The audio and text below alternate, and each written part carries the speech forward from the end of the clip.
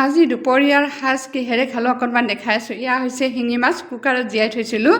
যোৱাকালি আনিছিলে, ভাবিলোঁ ভেদাইলতাৰে বনাওঁ। এয়া ভেদাইলতা আনি ল'লোঁ, অকণমান ডাঠ হৈছে পাতকেইটা, সেইকাৰণে একদম কাটি ল'লোঁ আৰু মিক্সিত মাৰি ল'ম। আদা নহৰু দি পেলাই একদম চিম্পুলকৈ বনালেও খাই ভাল লাগে ভেদাইলতাৰে শিঙি মাছ।